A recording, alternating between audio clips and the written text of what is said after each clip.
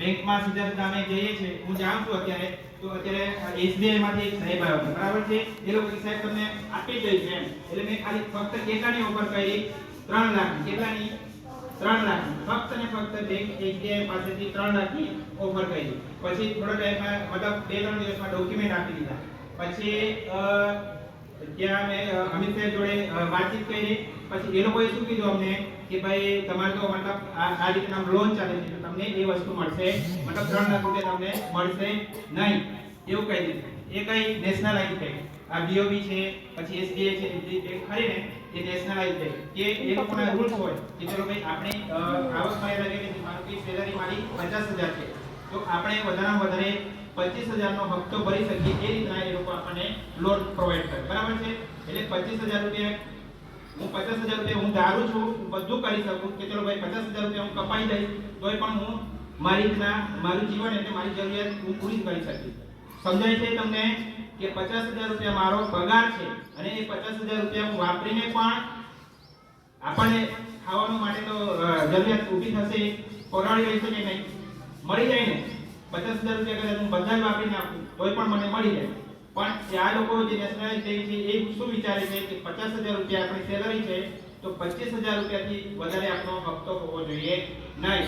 એટલે જેથી કરીને એ લોકો આપણને શું વિચારે કે ચલો ભાઈ 25,000 રૂપિયા હપ્તો અને 25,000 રૂપિયા તમારા બચે છે, એથી તમારી જરૂરિયાત એટલે દરરોજ રોજિંદા જીવનના જે જરૂરિયાત છે એ જરૂરિયાતને પૂરી શકો એ માટે એ લોકો ના પાડે, બરાબર છે.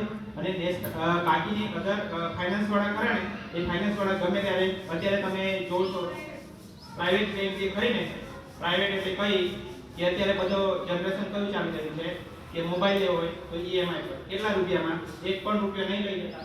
કેટલાનો મોબાઈલ? એટલે 1 લાખ રૂપિયાનો. તમને અત્યારે એક તમારા સ્ટુડન્ટ કોલેજ લેવલની અંદર જે જાય છે એ લોકો પાસે મારી પાસે ના હોય એવો મોબાઈલ 1 લાખ રૂપિયાનો, 50,000 નો, 70,000 નો એવો મોબાઈલ લઈ પડે. પણ આપણે એવું કરવાનું નથી. આપણે શું કરવાનું છે?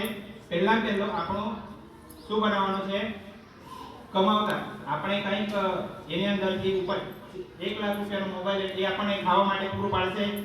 એ મોબાઈલ આપણને એવું પૂછશે કે તમે 1 લાખ રૂપિયાનો મને ખરીદ્યો તો તમે ખાધું છે કે નહીં ખાધું? પૂછશે એ મોબાઈલ? ના પૂછે ને.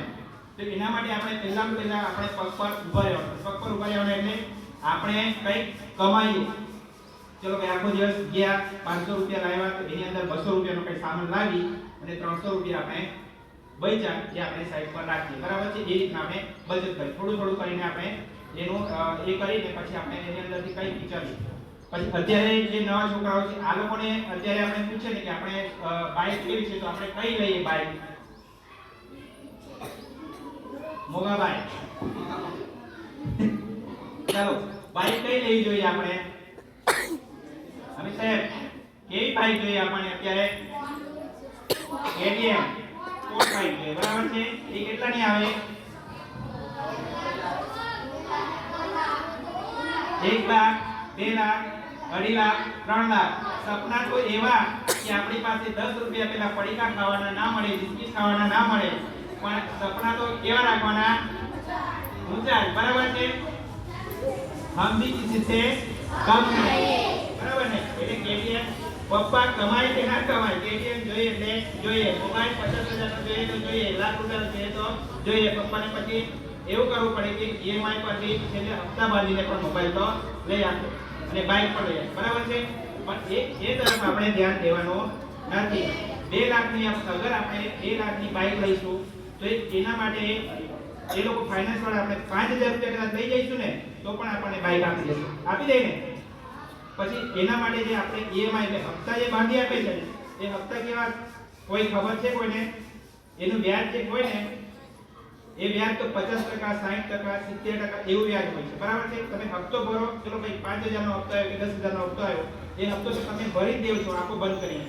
પણ એના માટે એ નથી વિચારતા કે એ જે 2 લાખની આપણે લોન લીધી છે તો 2 લાખના લોનની અંદર આપણા ઇન્ટરેસ્ટ કેટલું જાય છે એ આપણે વિચારતા નથી. ફક્ત આપણને મોબાઈલ મળી ગયો, બાઇક મળી ગઈ, કોઈ વસ્તુ કેવી મળી ગઈ એ આપણે એની અંદર આપણે ખુશ માને, બરાબર? ખુશ થઈએ છે ને, પણ ક્યારેય ગણતરી કરતા નથી.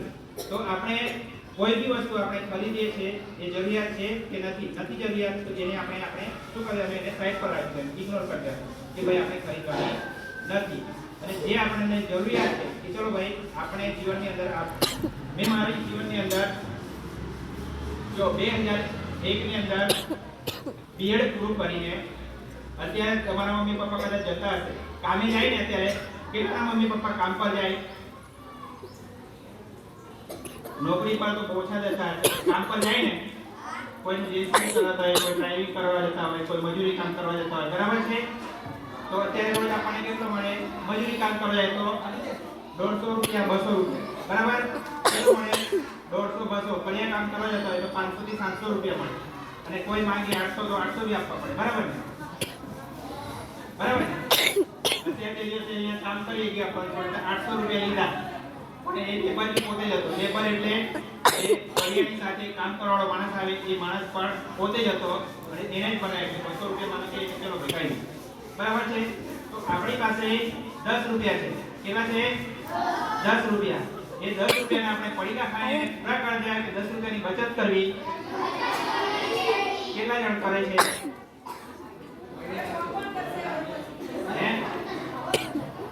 થોડાક જ કરતા છે બરાબર અને 100 રૂપિયા કદાચ મજૂરી કરીને 200 રૂપિયા લાવ્યા તો સાંજે તો કેવું થઈ જાય ખબર આજે ચિકન ખાઈશું આજે તો પાણીપુરી ખાવા જઈશું આજે પુલાવ ખાવા જઈશું એવું લાગે ને હે એટલે 200 રૂપિયા તે રીતે છે પૂરા પણ એવું પણ આપણે કરવાનું નથી આપણે જો ઘરની અંદર આપણે ત્યાં ઘરની અંદર ચોખા હોય પછી ઘઉંનો લોટ હોય કે ગમે તે આપણે ઘરે જે બનાવીએ ને એ ભોજન આપણને સસ્તું પડે છે ને માનો કે ગાયત્રીમાં સસ્તામાં જ પડે છે 120 રૂપિયાનું પાર્સલ પણ 120 રૂપિયામાં તમે 5 જણ ખાઈ શકશો જમશો 5 જણ 120 રૂપિયાનું પાર્સલ લાવીને પણ આપણા ઘરે કદાચ બનાવીશું તો 120 ની અંદર આપણે કેટલા જણ ખાઈશું 5 જણ 4 થી 5 જણ આરામથી જમી લઈશું અને એ ભોજન કેવું હશે સાદું આપણા માટે શરીર માટે હાનિકારક ના હોય આમાં તો હોટલમાં કેવું આવે ખબર ને રેડીમેડ હોય બસ ખાલી એને શું કહેવાય મિક્સ કરીને આપી દે બરાબર ને પાણીપુરી જે બનાવતા હોય બટાકાનું કે ગમે તે રીતે કરતા હોય એટલે આટલા દિવસનું સવારના વહેલા ચાલુ કરશે બટાકા પાકવાના પછી સાંજ સુધીમાં રાત સુધીમાં પૂરું પછી બીજા દિવસે એ લોકો વાપરે કે નહીં વાપરે પાણીપુરી આવે બરાબર છે બટાકા બગડી જાય છે એટલે આપણે ધીમે ધીમે આપણે કોઈ પણ કાર્ય કરવાનું હોય તો એની અંદર પહેલા વિચારવાનું કે ચલો ભાઈ હું આજે મારી પાસે 100 રૂપિયાની અંદર 50 રૂપિયા વાપરી અને 50 રૂપિયાનું સાઈડ પર બચત કરી એની અંદરથી હું થોડુંક એ કરીને થોડાક ભેગા થાય તો કંઈક મતલબ ધંધાની વાત કરે કારણ કે ધંધાની વાત કરતા હતા કે ચલો ભાઈ તમે આ ધંધા મતલબ બધા કરો છો એ કેવી રીતના કરો બરાબર છે કે માનો કે મેં ગાડી લીધી તો હું 4-wheel ગાડી એવી પણ લઈ શકતો હતો કે ચલો ભાઈ એ ભાડે જાય કે ના જાય પણ મારે હંમેશા ધ્યેય કેવું હતું કે કોઈ બી વસ્તુ હું લાવું છું તો એની અંદરથી થોડી પણ એના માટે હપ્તા ભરવા કે ગમે તે એના માટે થોડીક ઇન્કમ આવે બરાબર છે બાકી હું ચલો ભાઈ ક્રેટા છે કે પછી ગમે તેવી મતલબ કોઈ બી ગાડી લાવું 5 સીટર તો એની અંદર એ ભાડે કેવી કેવી ટાઈપ મારું લક્ષ્ય એવું હતું કે ચલો ભાઈ ઇકો લીધી તો ઇકોની અંદર પણ આપણે એની અંદરથી જે હપ્તા હોય છે હપ્તાની જગ્યાએ એની અંદર 10,000 કે 15,000 રૂપિયા કમાય ને બીજા આપણે એનો હપ્તો ભરી શકાય એ રીતના તો એના માટે આપણે શું કરવું પડે પહેલું તો કે જે આપણે કઈ બી વસ્તુ રોકાણ કરીએ છીએ એની અંદર 100 રૂપિયા રોકાણ કર્યા તો એની અંદર આપણે સોના 150 બનાવવાના છે પણ 100 રૂપિયા જે આવ્યા છે સોના આપણે 50 કરવાના નથી કે સોના સાંજ સુધીમાં 0 કરી દેવાના નથી બરાબર છે એટલે ધંધો કંઈ બી કરીએ આપણે બેંકો આપે છે ફાઇનાન્સ કંપનીઓ આપે છે તો એની અંદરથી આપણે એ રીતના વિચાર કરવાના હોય કે એની અંદર કોઈ બી વસ્તુ લીધું હવે લીધું ચલો ભાઈ અર્ટિગા ગાડી લીધી તો અર્ટિગા ગાડી લીધી એટલે એની અંદર ચલો ભાઈ લોકોને બતાવવા માટે ગેસ ભરાયો અહીંથી ત્રણ આટા મારી ફરી વળું તો મારા ભાગમાં કંઈ આવશે બલકી એની અંદરથી આપણે એવું વિચારીએ કે ચલો ભાઈ આ કોઈ પૂછે કે ચલો ભાઈ અંકલેશ્વર જવાનું તો કેટલું ભાડું થશે તો હું કહીશ કે 2500 રૂપિયા બરાબર છે તો 2500 ની અંદર જાતે હું પોતે જઈશ તો 500 રૂપિયા ડ્રાઈવરના બચશે 500 રૂપિયાનો માનો કે ગેસ થયો તો બચે કેટલા ડ્રાઈવરના આપણે આપવાના નથી હું પોતે ગયો તો મને 2000 રૂપિયા સામે મળે અંકલેશ્વર ગયો બરાબર છે અને ડ્રાઈવર કર્યો તો આપણા ભાગમાં 1500 રૂપિયા મારી પાસે ટાઈમ છે હું અંકલેશ્વર જઈ આવું એમ છું તો હું પોતે જઈશ તો એની અંદર મને 2000 મળશે એટલે ગમે તેવી પછી આ ચોકલેટ છે, ચોકલેટનું પેકેટ આવે છે, એ પેકેટની અંદર આપણે આપે છે લગભગ એવો કેટલાની આવે 45 રૂપિયાની ચોકલેટ આવે, બરાબર.